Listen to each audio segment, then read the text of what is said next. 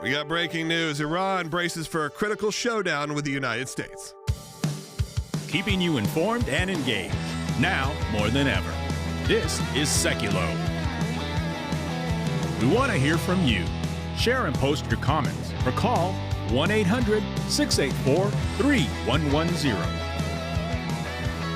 And now your host, Logan Sekulow. Welcome to Sekulow. Phone lines are open for you, 1-800-684-3110. It's a Thursday, Will. It is. Happy Thursday. We got Rick Grinnell joining us a little bit later. And the U.S. and Iran, you may have tuned in, seeing that headline on our YouTube channel. The on-again, off-again relationship, like a Hallmark movie with bigger consequences. That's right. And not the Hallmark movie that we probably would want to watch around the holidays. But what you're seeing now is this get-together between the Iranians and the United States that was supposed to be occurring on Friday. Yesterday, the United States was calling off their plan to be meeting in Istanbul with Iran. We need to back it up. For those who maybe weren't listening earlier in the week, there was conversation between President Trump saying, look, we're going to meet. We're going to actually sit down and do this because Iran had started to really kind of push saying, a regional war is bound to happen if we don't really come up with a deal. America kind of called their bluff a little bit. And that is with the U.S. having an entire carrier group very close to the Iran region where they could launch an attack from. Iran, as you mentioned, warned this could spark a regional war. And they were supposed to have a sit-down, a face-to-face negotiation between the Iranians and the United States in Istanbul this Friday, tomorrow. Yesterday, the Iranians started to make changes to the plan, saying, no, we are no longer going to meet in Turkey. We want to meet in Oman. We no longer want it to be about the nuclear issue plus human rights, plus ballistic missiles, plus our support of the proxy groups, Hamas, Hezbollah, the Houthis in Yemen. We just want it to be about the nuclear issue. So the United States said, okay, fine, we're not meeting. By the way, we told you, if we don't come to a deal on Friday or at least get somewhere, you know what's coming. We're going to bomb you. And then after major pushback from regional allies that probably don't want a war with Iran in their backyard, the U.S. has now agreed that they will move the location from Istanbul to Oman. Now, also think about that, the security involved, the all of the logistics of moving an entire different country where your talks were supposed to be held, Turkey, to a different country, Oman, in just a couple days. That's a headache at least. It's a game from the Iranians. But the U.S. has said they agreed to hold meetings in Oman and that it will be respectful to the allies in the region and in order to continue pursuing the diplomatic track.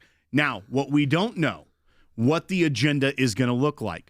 Will the U.S. still insist that the human rights, the protesters, that's what all of this stemmed from, as well as the support for the proxy groups and the ballistic missile program? Are those things going to remain on the agenda tomorrow? Yeah, and we know, look, here at the ACLJ, we're involved in this directly. We're involved with it because there's a lot of Iranian Christians that are under persecution. This week, we actually filed a submission to the UN Human Rights Council on Iran to stop the persecution of Christians and call out Iran's human rights abuses. Of course, Jordan was a featured panelist earlier this week in the International Religious Freedom Summit in Washington, D.C. All of this happens because the ACLJ gets involved. So when you hear us bring up these topics, it's not always what the number one story is in the news. Of course, a lot of people, number one story right now is the Guthrie family. Of course, that's something we are, her family. And all of that is in our prayers, and we are monitoring it as the world kind of holds their breath on it. But the ACLJ is directly involved in some of these international affairs that are happening. And while it may not always be the number one story, we got to make sure we get the information to you because it is life or death situations in terms of the Christians and really, honestly, just the people of Iran. They were on the verge of a true revolution. What does it look like now? What is the future for the people there in terms of their freedom? We're going to dive deeper into that. I'd love to hear from you. 1-800-684-3110. I know that sometimes it can get a little heady. It may not be the conversation you even know how to ask a question about. Hit us up also in the comments. If you don't know what to comment, let me know where you're watching from. I'd love to read that during the break and see where everyone's at worldwide on YouTube or on Rumble, or of course at aclj.org. If you want to support the work of the ACLJ, great time to become an ACLJ champion. Do it today at aclj.org.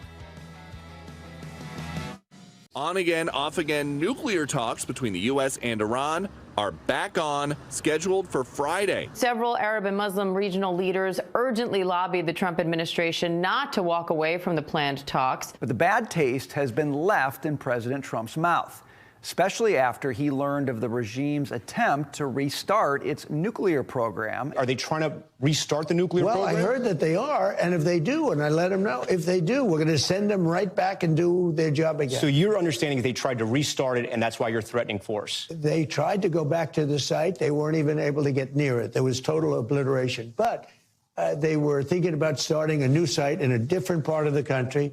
We found out about it. I said, you do that, we're going to do very bad things to you. The negotiations are only with America, and the subject is only the nuclear issue. An agreement about the nuclear issue is possible. Iran says it will not talk about the terror proxies it funds like Hamas, Hezbollah, and the Houthis. I think in order for talks to actually lead to something meaningful, they will have to include certain things.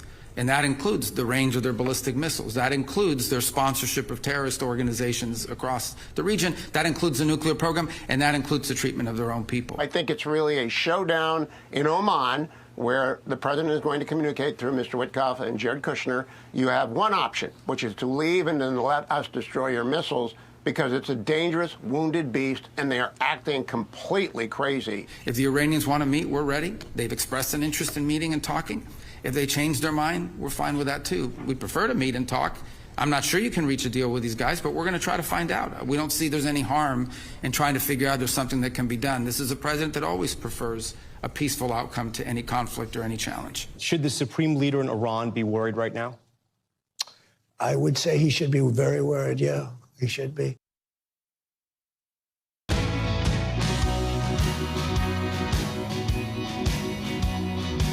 think you should hear from President Trump himself on this situation. I know a lot of you are just chiming in. I know there were some technical issues maybe on our YouTube stream. So for those of you, hopefully you can hear us and we're back and everything is good. We didn't have anything on our end, but we saw a lot of you did. So I'm sure that there were some problems there. Phone lines are open at 1-800-684-3110. But let's hear from NBC News. This was a conversation with President Trump just yesterday. Should the supreme leader in Iran be worried right now? I would say he should be very worried, yeah. He should be. As you know, they're negotiating with us. I know they are, but the protesters have said, you know, where are the Americans? You promised them we would have their back. Do we still have their back? Well, we've had their back, and look, that country's a mess right now because of us. We went in, we wiped out their nuclear. So that's the question. If we wipe them out, we have peace in the Middle East. Yeah. If I didn't take out their nuclear, think of it. If we didn't take out that nuclear, we wouldn't have peace in the Middle East, because the Arab countries could have never done that. They were very, very afraid of Iran. Yeah. Interesting, almost antagonistic approach from NBC News a little bit there. Surprise. Or just more, maybe it's more conversational, but, you know, pushing President Trump on these issues, saying where the people are saying, where's the United States? I do think there's a discussion point to be had of how far you take this. And I think a lot of Americans, and we'll ask Rick Grinnell about this later on, because Rick has been one of those original voices within the Trump administration, a guy who worked, by the way, for the Bush administration during the war on terror, saw the good and the bad that came from that, and very much was in favor of the way President Trump kind of pitched the no new wars and that feedback. So when you have a moment like this where President Trump, and I quote, says he should be very worried, that does throw a little bit of a different plan for people who aren't expecting. Now, again, this doesn't necessarily mean there'll be, you know, the boots on the ground kind of war ever happening. Well, and here's what I want to hear from the audience about, because if the president and the negotiators go to Oman and it is only about the nuclear issue, all of this stemmed from the protests on the ground that we saw. That is why Iran, as the president said, if you start killing your civilians, then we will get involved. That's where all these getting back to the negotiating table stemmed from. And remember, the president and his team were negotiating with the Iranians in the summer of last year, spring and summer.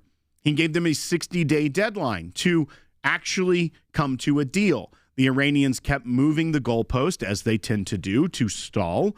And what did the president do? He bombed their nuclear facilities on June 22nd of 2025. And remember what our press, and when you hear this reporter from NBC saying, should the supreme leader be worried right now? On June 21st, The Atlantic wrote a piece by David Frum that was titled, "What Iran Knows About Trump." And the subtitle was, "The mullahs of Iran joined the bet that Trump always chickens out." The next day, their nuclear sites were decimated by those B-52 bombers that went in Operation Midnight Hammer. So I feel like the Ayatollah and the mullahs in Iran are coming to this negotiation with a different context. That being said, they're still playing games, moving the site 2 days before, saying things are off limits with negotiation. I feel like they should be a little bit more apprehensive based off their last round of talks. But here's the question I have for our audience. Okay. If the president agrees to only a nuclear issue negotiation, and they come out of this agreeing to get rid of their entire nuclear program, we, one, know the Iranians are patient because they will wait as long as they can to build up that arsenal, and with their end goal, destroying Israel, destroying the United States, if they can attempt that. Are you fine with sidelining the issue of the human rights for a more America first policy of like, yeah, they don't have nuclear power, they can deal with themselves? It's less of a stress on you. Or is it concerning that what got us here again is something that we have been calling for a long time, the liberation of the Iranian people? We've been upset with what Obama's deal did in propping up the regime longer. It was a terrible deal. But would you trade a non-nuclear Iran for at least a long time, where they have to hit complete reset buttons, start at zero if they are wanting to build up a nuclear program, would you trade that for leaving them in power for longer? Or would you like to see a more aggressive campaign that ends up ousting the mullahs in that theocratic death cult? Yeah, and people ask about this. How do you monitor a foreign country like this when you say end your nuclear program? We do send people checks and balances to do routine check-ins. There's people who will be stationed there. There are ways to be a little bit more vigilant. However, I don't trust that behind the scenes there's not a way they're working on these things. It's not happening. So personally, do I want to see us get involved in another war? Absolutely not. But do I think we should help the current situation there to maybe lead to what could be a good day for Iran when it has been so long? Again, a country that has been written off when just a few decades ago was a thriving, multicultural, Western-ish society. Maybe not Western, but closer to a Western society than a lot of what's happening, maybe closer to a Saudi Arabia, to what's happening over there now. Yeah, I would love to see that. I would love to see the Persian people and the Iranian people be able to live in peace and actually thrive. Brilliant people who have contributed so much to our society in America that if they have a moment where this can happen, and I feel like this now gets on repeat, where they get close, and then, as Will said, but in a different way, the reset button is hit, and you still have this dictatorship in control. And instead of seeing actual potential freedom being brought to these people. Now, I want to pivot very quickly while Will's question is asked, because I do want to hear from you about that. 1-800-684-3110. 1-800-684-3110. Call in. Let us know your thoughts on this. What would you rather see? A relationship with Iran that ends their nuke program but doesn't necessarily set their people free, if you will? Or for us to get involved militarily that could lead to a better future for the people of Iran? There's no wrong answer here. Give us a call at 1-800-684-3110. I'm going to pose that question later on to Rick Grinnell. Just to pivot slightly, in the next segment, we're going to talk more about the ACLJ's work, and I want you to hear a big update coming out of one of our cases that it's one of those jaw-dropping moments when you see this in real time. You hear us talk about these cases. When you actually see the clients, you actually hear them. It hopefully does change the way you feel about them, makes it feel a little closer to home. We have a call coming in. It has more to do with our conversation yesterday, talking about Minnesota and Tom Homan and all that. And I want to go to it because Candy called in from Georgia yesterday. We weren't able to get to her call. Let's go ahead and take it, though. Candy, go ahead. Yes.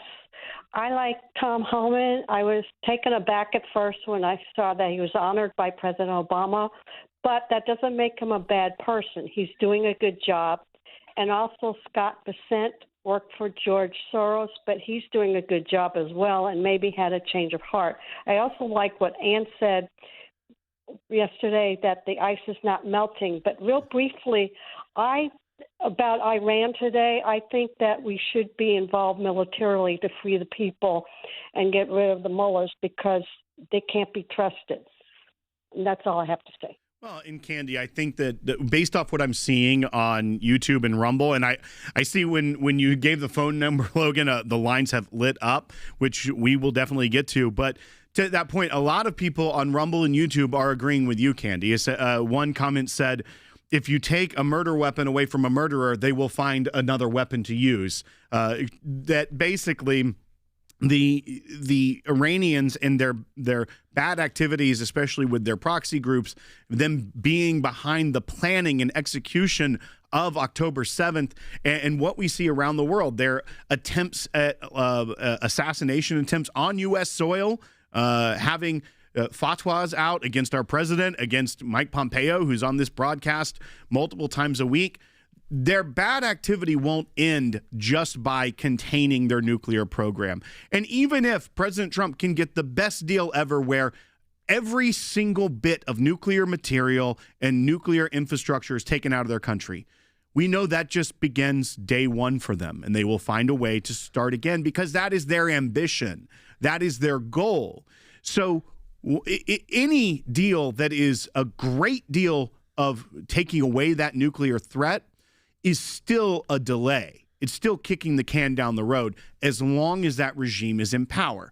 The question is it worth it for the U.S. to take that deal and not have to go more active militarily? And I think that's what we're going to hear from our audience while they feel. And I don't know that I know which is better at that. Yeah, at this point. phone lines are filling up, but there's one open at least right now, 1-800-684-3110. Only got a minute, so I'm not going to take a call in this segment, but in the next segment, we're going to take a bunch of them. Stay on hold if you're on hold. Let our phone screener do its job. Be patient. We'll do our best to get to all of you. Just give us a call, as I said, 1-800-684-3110. If the phone is ringing, someone will get to you. So just give it there a minute. We got two lines now open. As we kind of go through it, sometimes people don't make it up and they hang up. Call, wait. When the lines fill up, it takes time for our phone screeners to go through it. So give them a little bit of moment.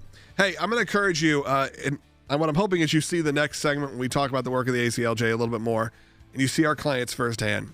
They'll encourage you to not only give and support the work of the ACLJ financially, maybe some of you can become ACLJ champions, though they give on a monthly basis, automatically, recurring. Of course, you can cancel whenever, but it really does help us out. So right now, I'm going to ask you to do that. Go to aclj.org, spend a little time. There may be a video in the break here where you're going to see a little bit of that. So if you are watching, they may have a bit of a preview of what we're going to show. And again, these are our clients live and in action. My name is Brianne Vincent. Negotiations with Iran are back on again. After appearing to fall apart, the United States and Iran are now set to meet Friday in Oman for renewed nuclear talks after last-minute disagreements nearly derailed them. The Secretary of State says any meaningful discussion must include Iran's nuclear program, missiles, and ties to terrorist proxies. Asked whether Iran's supreme leader should be concerned, Trump didn't mince words. Should the supreme leader in Iran be worried right now? I would say he should be very worried, yeah. He should be. The Iranians apparently learned nothing from the 12-day war in June, that they're essentially defenseless against the kind of capabilities that President Trump has built up in the Persian Gulf. And so he has a ton of leverage going into these negotiations. I never object to having a conversation with someone. I don't know how much of a decision maker Araghchi is in reality, if he can make the kind of meaningful concessions that Steve Witkoff and Jared Kushner will be looking for. At any given time, the president believes in peace through strength, but he wants to have diplomacy first. And if they want to say their neck, that's fine. If they don't, then the president we know is capable of pushing the button and taking out a leader like we did in Venezuela. So I think Special Envoy Witkoff is going to offer the Iranians the Assad option. You can leave, we'll let you leave, but you've got to leave because this regime is so evil, so fanatical.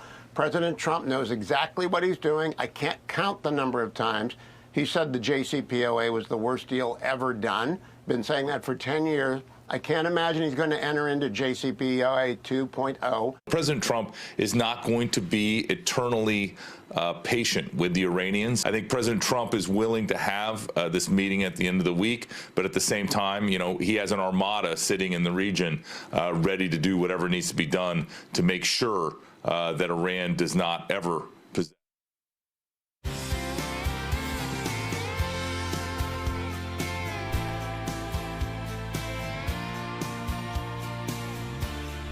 Welcome back to Sekulow. We got a lot of calls coming in, okay? We're going to talk it. We're going to get to you.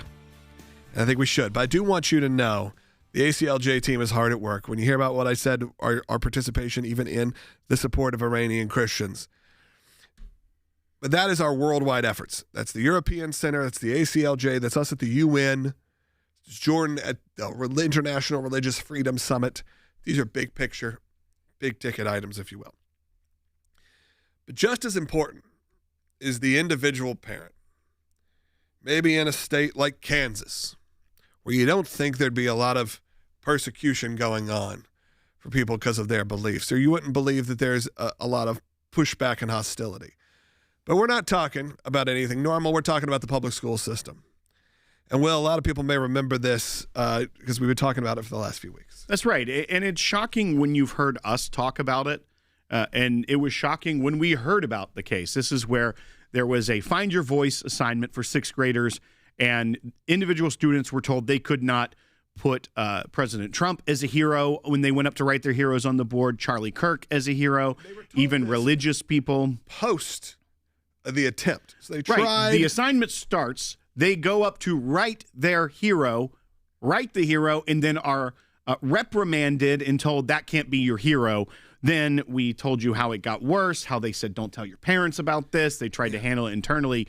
But in Kansas, the Education Committee is debating a bill right now in the state legislature, whether or not to try to fix this, to try to help protect the students' rights. And it all stemmed from this case and this client. And our client, the parent of the student, went and testified yesterday. And Garrett, who is one of our attorneys, was there with her. And we have that testimony. Yeah, I think you all have to see this. It's just a couple minutes. But it gives you a real understanding of the emotion and the feel of these parents that are put in these really horrible situations. It's different when you hear it from Will and I. Of course, we can tell you about it. And maybe you think that we're spinning things. Maybe you think that we're, riling you up to, ask for support, or that we're not necessarily, giving you 100% the facts. Or maybe you just think we're presenting it in a television style way. Well, this is not it for television. This is the real deal. So I want you to watch this. It's a couple minutes long. It is a testimony. Again, how long are we talking about this? It's about 3.5 minutes. It's about 3.5 minutes. And I think it is important for you to see all of this in its entirety. Stay on hold. If you're on hold, we'll get to you coming up a little bit later. But this is very important. This is the work of the ACLJ in action. When you support the work of the ACLJ, remember this client is not charged $1 to have our incredible legal team be a part of this and to help her. It is only because people like you support. So let's take a listen. My name is Brianne Vinson. I'm here testifying in support of this bill because my daughter and her sixth grade classmates were censored for expressing their religious and political views at Marshall Elementary, a school in Eureka. As a result of this discrimination and the school's response, I had to withdraw all 3 of my children from the school. On October 28th, the guidance counselor gave students an assignment called Find Your Voice. It should have been an empowering exercise. Instead, it became a lesson in censorship. The impact on these children was immediate, and the message was clear. Find your voice really meant find the voice your teacher approves of. But it gets worse. After meeting with the principal and counselor, the next day they addressed the sixth grade class. Multiple students, including my daughter, reported that the principal told them that in the future, they should bring concerns to school officials first, not to their parents. I questioned the principal about this statement. She suggested that I homeschool my children. If you listened to Ms. Vinson's testimony about what occurred with her daughter, what is the recourse for that family other than pulling their children out of school, which is what was suggested to them? If what she says is legitimate and somebody said, oh, go homeschool your kids, that's a legitimate, concern. Now, I think she's taken the actions that she can. But, when the school board, and I'm not saying she's not telling, the truth, but if the school board did what she did, she needs to do those actions. And there is that provision. But to pass a bill like what we're talking about, what would it do to all the schools in the state of Kansas? I think she's doing what she feels is right, and I can't make any other suggestions for her. It's unfortunate that the school board didn't stop it at where it was at, but like I said, she's doing what she can do.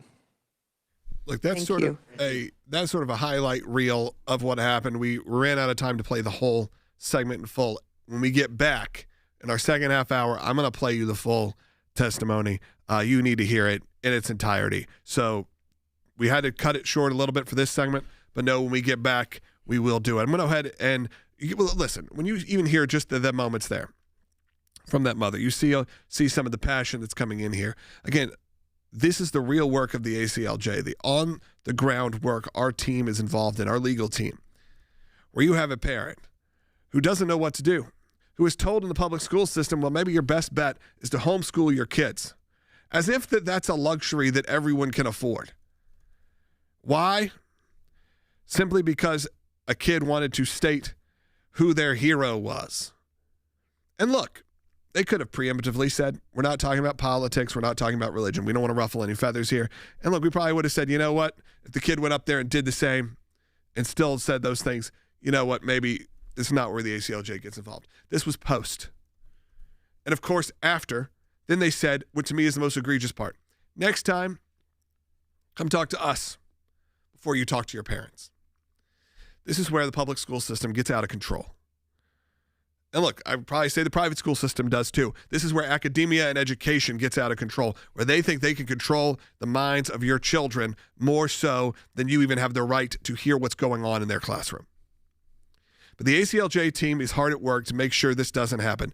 And Will, it doesn't stop there. That's right. And as you see, that mother who has the courage to go before a legislature and talk about what happened, and when her student is told, hey, you can't do this, they go and talk to their parents. And what does the school say? Don't go talk to your parents.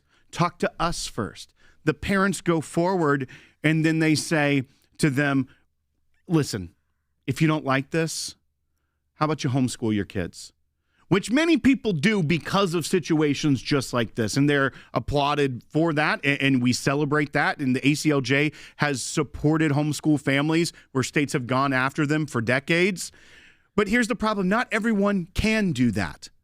And not everyone that wishes they could and can't do that then should be subjected to constitutional violations because of it. And not everyone feels like they should be teaching their kids. They feel equipped to do.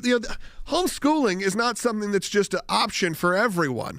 I think that is absurd. Not everyone is an educator. Not everyone has that ability to do that. Not everyone has the financial ramifications that come with homeschooling your kids, because clearly that means someone's got to be at home and not taking your kids to school and going and supporting your family financially. There's so many things. It's such an egregious moment, again, that it's shocking, and you need to be a part of this team.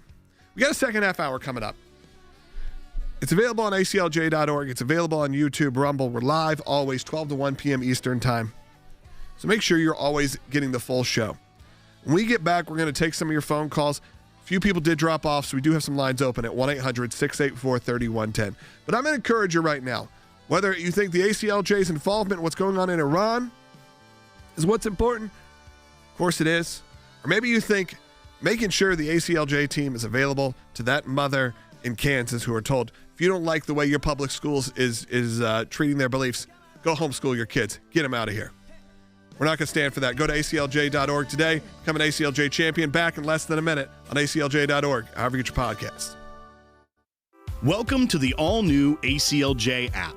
Expert analysis and insight big tech can't censor. Customize your news and get real-time alerts on the issues you care about. Advocacy is now at your fingertips. Take action. Make a difference. Support the causes you care about with just one tap. Be the first to know. Breaking news alerts sent straight to your inbox. Everything you need, all in one place. Stay informed, stay empowered. Download today. We are so excited to announce the ACLJ's brand new app, completely redesigned to provide you with the best tools available to partner with us at the ACLJ. You can watch the daily Sekulow program, sign the petitions, customize your ACLJ membership experience, donate with the click of a button, and receive up-to-the-minute critical updates that the mainstream media can't censor. Just scan the QR code on your screen or go to your phone's app store, search ACLJ, and click install. It's that simple. Keeping you informed and engaged, now more than ever. This is Sekulow. And now your host, Logan Sekulow. Welcome back to Sekulow. Phone lines are open at 1-800-684-3110. We're talking about a couple different topics here today. President Trump has essentially warned Iran once again as the plans for a diplomatic meeting are, at least as of this second, back on for Friday. Rick Grinnell's going to be joining us coming up. We had a lot of discussion in the last segment, in the last 30 minutes, about whether we want to get involved militarily to help the people of Iran, or do we want there to be a situation where we come to some kind of an agreement, no bombs are sent. However, the current administration stays in control. Got a lot of feedback. A lot of you have called in. I want to take some of those calls. Let's go first to Sheila. I think this is an interesting one. Sheila in California on line 5, watching on YouTube. Go ahead. Hi, I'm a 3-time Trump voter. I was born in Iran, and I just want you to know that Iran was a Western country. They even had more women in power than they did in America. And the difference between Iraq and Iran and why regime change in Iran will work is because Iran is not going to be an Islamic country. They don't want to be run by Islam. That is the secret. Reza Pahlavi, he's the name that you hear being called out in the streets. He's got a 6-point plan, and he's going to bring a secular constitution, and that is the key to success. When Iran has the secular constitution, it will be successful. That's the difference between Iraq and Iran. And President Trump said help was coming. He drew a red line. If he doesn't help, it will hurt his credibility and his legacy. So I just pray that Trump takes some sort of action, and just a little bit of help can make a big difference, because Iran will be a successful country with regime change because of the secular constitution. And I just want people to know that that's the difference. That's why it will work. And Sheila, I think when you look even at individuals like yourself, I know many people here in our area that fled Iran, that are here, that are wonderful members of the community. There's a very strong Baha'i community here in the Nashville area. Wonderful people want a restoration of what Iran was. And I know there are different factions that want different things for a post-Ayatollah Iran. But I tend to agree with you on many of your points, is that President Trump did draw a red line on helping the protesters. And so it would be part of me disappointing if that gets lost in the shuffle. If then it becomes I took away the nuclear option for Iran, but left those people in power, because the people of Iran are still suffering. And it could be and should be one of the greatest places in the Middle East, one of the crown jewels of the region, where it is a Western society, where it is a thriving economy, where it has great relationships with neighbors in the region and with the United States.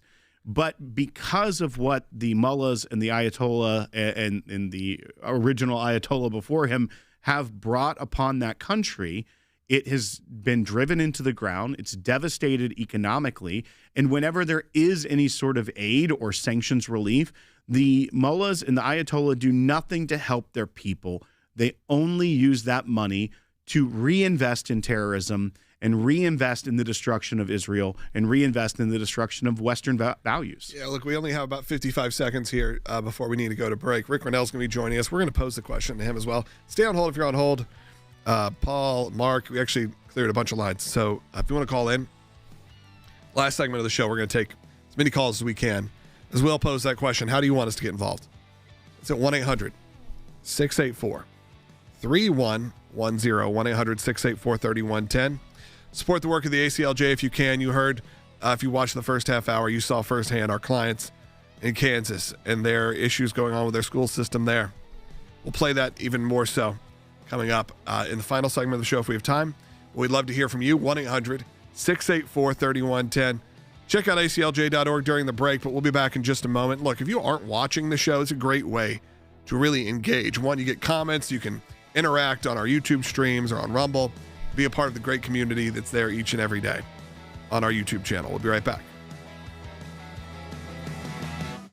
On again, off again, nuclear talks between the U.S. and Iran are back on, scheduled for Friday. Several Arab and Muslim regional leaders urgently lobbied the Trump administration not to walk away from the planned talks. But the bad taste has been left in President Trump's mouth, especially after he learned of the regime's attempt to restart its nuclear program. Are they trying to restart the nuclear program? Well, I heard that they are, and if they do, and I let them know, if they do, we're going to send them right back and do their job again. So your understanding is they tried to restart it, and that's why you're threatening force? They tried to go back to the site. They weren't even able to get near it. There was total obliteration. But they were thinking about starting a new site in a different part of the country.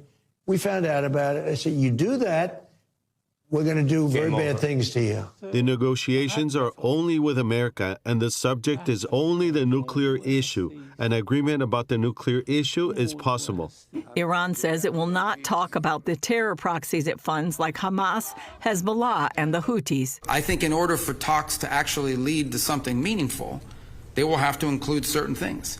And that includes the range of their ballistic missiles. That includes their sponsorship of terrorist organizations across the region. That includes the nuclear program, and that includes the treatment of their own people. I think it's really a showdown in Oman where the president is going to communicate through Mr. Witkoff and Jared Kushner. You have one option, which is to leave and then let us destroy your missiles, because it's a dangerous, wounded beast, and they are acting completely crazy. If the Iranians want to meet, we're ready. They've expressed an interest in meeting and talking.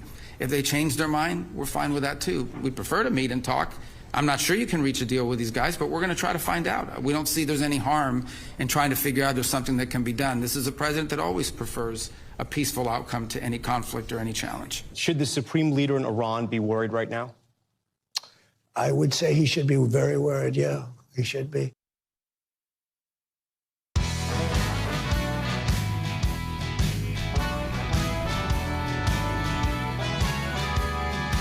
Welcome back to Sekulow. In the next segment, we're going to be taking your calls at 1-800-684-3110. I want you to call me if you can. Again, we're opening up that big conversation here about Iran, what it looks like, what the future looks like, the U.S. involvement. Rick Rennell's joining us right now. Rick, look, there are shades of the war on terror. You've been a part of that for so long. You have seen what it was like to be within that administration during the George W. Bush years, of course, now during the Trump years. We have people calling in.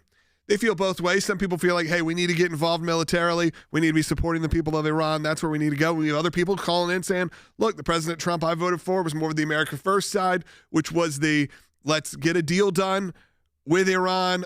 We know that there are these meetings that keep going back and forth for Friday. How do you feel American people should be feeling right now?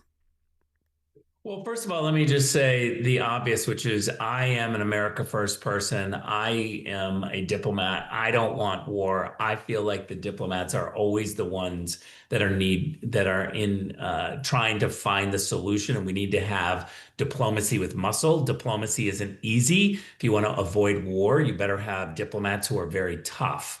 With that being said, we also have to remember that the goal of foreign policy is to keep the American people prosperous, strong, and safe.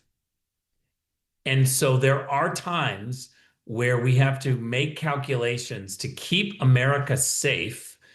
You may have to do strategic strikes. I get that. President Trump has been very good about figuring out how to do strategic strikes in Iran, taking out Soleimani. I think the evaluation of the government should be about that. Are we in danger?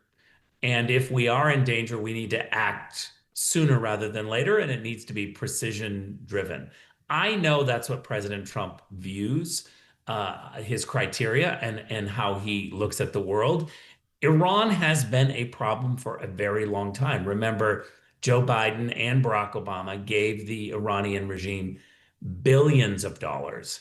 And that terrorism is funded, the terrorism in the region, from Hezbollah, from Hamas, from the Hezbollah in Lebanon, that terrorism is funded by Iran.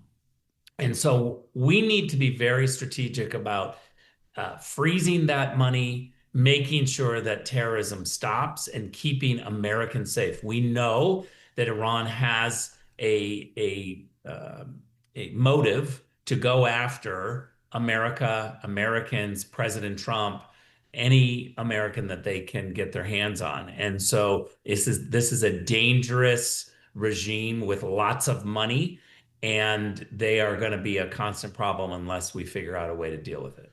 Rick, when you look at what happened last year with a 60-day, hey, you better come to the table and actually make a deal, or else we're gonna do something about it.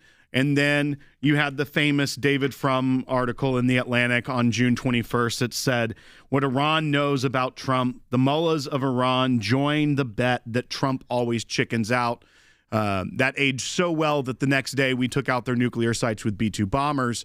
But you would think that the way that the Iranians are playing this right now, what brought this about was the protests and the red line that the president drew that, hey, we're going to have to get involved if you start killing your people, of which they've done. And then the Iranians ran begging to discuss things. Now they're moving the goalpost again. It's like they learned nothing last summer, and they still believe this, that they can keep playing these games, holding talks, then start to change the agenda, change the location 48 hours before it's supposed to be in Istanbul. Now we have to move it to Oman. I'm boggled that this Iranian regime still thinks they're dealing with Joe Biden or Barack Obama, because he showed what he will do if you keep playing these games last summer. Look, I've been working on the Iran issue since 2001 when I was at the United Nations. This is something that has been frustrating for a very long time, but there are two constants when it comes to this current Iran regime. One is they are seeking money constantly to fund terrorism. That's a constant. And two, they are really politically stupid when it comes to diplomacy. They always trip up. And I think it's because they're just not strategic, and they misread the situation, and they're self-indulgent. And so I think that we need to constantly think about diplomacy, run diplomacy to the very end. But remember, at some point, to keep America safe, and when the diplomats are not able to forge an agreement, you have to take that Iranian file and hand it over to the Pentagon, and then the Pentagon doesn't negotiate. If that comes to the case and diplomacy fails, I think that we can absolutely say we've tried everything. We keep trying different angles. But also, President Trump is not going to make some weak deal like the JCPOA. President Trump has been very clear that that deal made America less safe. And I think that is part of what some of the concerns we're seeing on our broadcast, with whether it be Rumble callers through YouTube, is that the Iranians are now trying to once again change the focus of this. They're trying to take the human rights issues off the table, take the ballistic missile program off the table, as well as their funding of proxies. That is what they are trying to do at this very moment. I think maybe some of it is trauma from the Obama and Biden years, but also the issue of if even the best deal on paper, that every single nuclear facility dismantled, all the materials gone, we know that the ambitions of the Iranians have not changed. And we also know the bad actions will not have changed. And so I think the concern we're seeing is that a deal only focused on something nuclear leaves the bad actors in place that are still causing great national security harm to Americans. Yeah, look, our negotiators are fantastic. They're different than the Biden era. There's no question that President Trump isn't going to go along with a weak deal that makes America less safe. He's going to be very creative. He's going to try, but we're not going to wait forever. Yeah, Rick, and look, when our listeners are calling in and we see some of their thoughts right now, we've had people that call in with backgrounds who grew up, families grew up in Iran. Maybe they moved here. We know here in Nashville, there is a large group of people who are celebrating a potential changeover. So there is that, conflict where there's a lot of great American people. There have been so many contributions to America, to technology from Iran and from Iranian people. However, they have been so stifled for so many years that I think our generation has no recollection of that. There's no recollection of where this historic legacy of technological improvements, of all the things that they provided, other than, again, the incredible, really, Americans that have now come out of the Iranian community. Yeah, look, I speak to the Iranian American community all the time. I try to remind them, look, you live in America. You're going to fight for America. You're going to protect America. You're going to make decisions according to what's best for America. And I try to really push them to say, we understand the threat from this Iranian regime, the threat to America. That's our criteria. And for me, it's the only criteria. I want to spend money and time and diplomacy on issues and initiatives that actually make America stronger, not our trying to help some other country, but our focus is on America. That's what America first means. All right, Rick, thank you so much for joining us today. Look, in the next segment, you've heard from Rick Grinnell. Again, we bring on these experts, people who have been around. Again, Rick's been working on this for 25 plus years, specifically professionally. You don't hear those kind of voices anywhere else who can really speak into this. But now that you've heard it, I want to hear from you. We do have a handful of lines open right now. 1-800-684-3110. Mark and Paul, stay on hold. We're going to get to you. And I also would love to, in the next segment, be able to play a little bit more from that testimony. I'm not sure if we have it, but if we have the full-length segment from, again, one of our incredible ACLJ clients who is out there making a stand. And again, this is a school in Kansas who said, you know what, students, not only are you not allowed to pick your heroes and raise your voice, as you will, for people that we deem to be insensitive or offensive, or those aren't heroes. And of course, we're talking about conservatives, you're talking about Christians, you're talking about President Trump, you're talking about Charlie Kirk, these kind of people. That's egregious enough. You could have said that earlier, by the way. You could have said, hey, no religious or political figures. And I think most of us would have said, okay, I understand. You don't want to cause any sort of divisiveness within your own school and your own class. I don't necessarily agree with the legality of it, but we understand why you put that in place.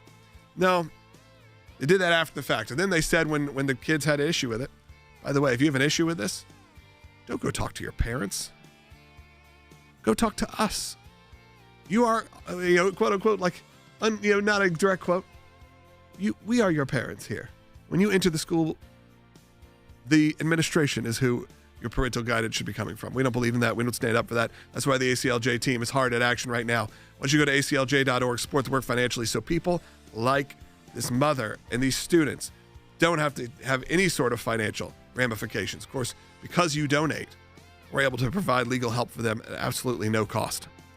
We do have a handful of lines open, 1-800-684-3110. You probably got about 2 minutes to call in before it's too late. 1-800-684-3110. We'll be right back.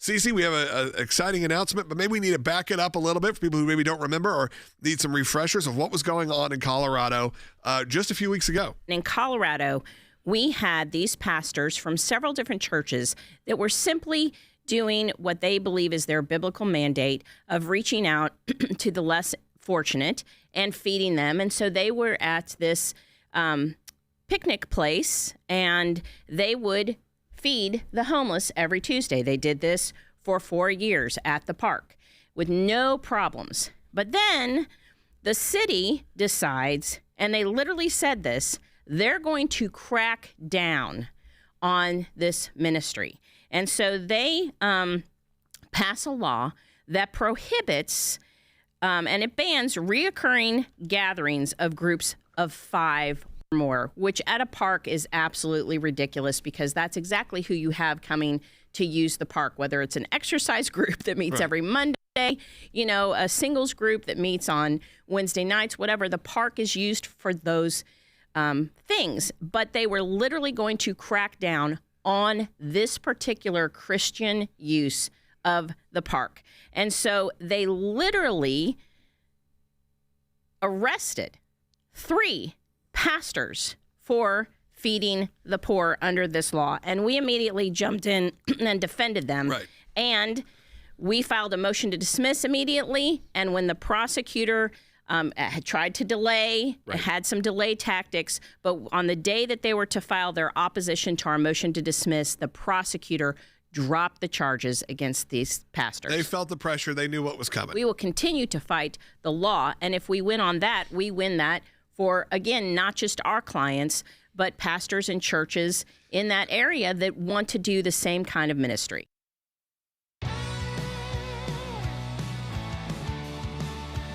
Welcome back to Sekulow. Phone lines are open for you if you want to call in, 1-800-684-3110 as we head to the end of this broadcast. Before we take calls, though, I want you to hear directly. This is in Kansas. This is one of our clients.